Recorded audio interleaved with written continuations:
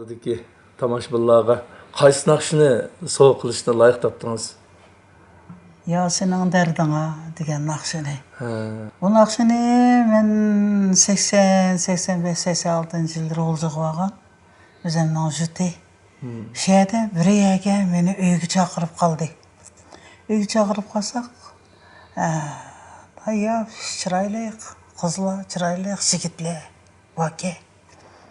Şunun içinde 20 yaşga kirgan bir bola şu sening dardingga degan naqshini aytibdi. Aytgandiki unda qo'rsam bu naqshining melodiyasi shunda go'zal, shunda chiroyli tekstlari degan amdi shunchalik esilganda amdi. Şu o'zimga bir muhabbat tushdi. Sen bunu o'rganib aytmasang qat'iy bo'lmaydi-ku. Dedi. O naqshaga bir muhabbet bağladım. Şunun o bala tekstini yazıp bana verdi. Şunun olan aşna yemesem yemeymen, çay içmesem içmeymen. Şunun olan keçip gündüz senin derdine degan naqsha. Aşı xiyalımga kevilip bu naqshani ettim.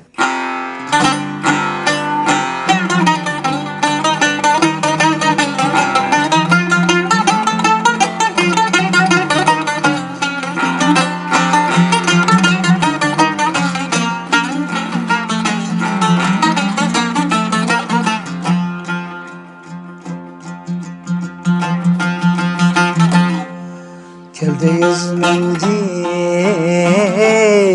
cilveyle ya beni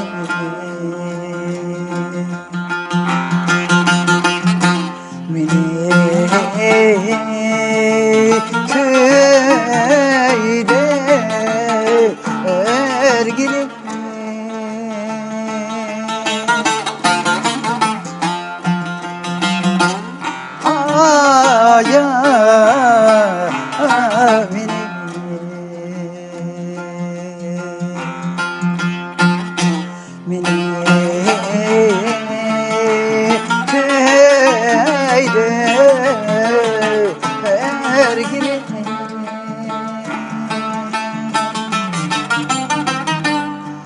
takdim yoktur ey beni aldı eride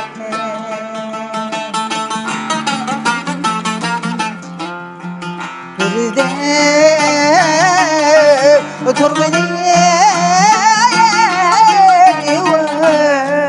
ya senin derdi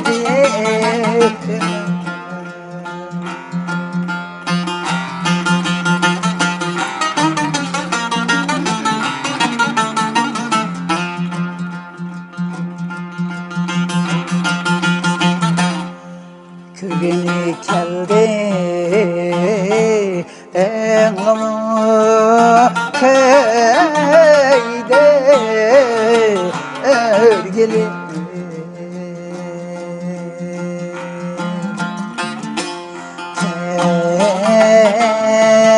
geldi engamı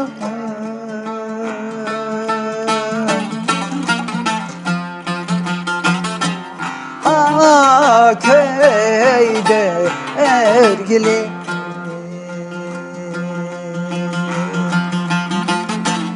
geldi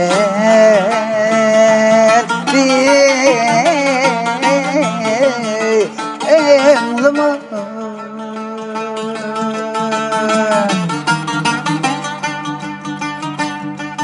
köyü üçgen otlini yandı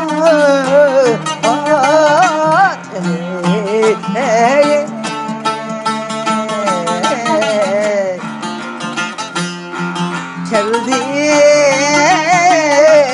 emrime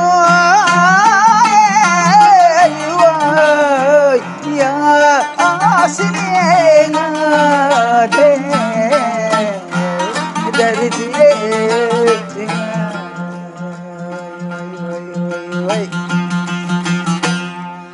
Kıyıvişken olma o teni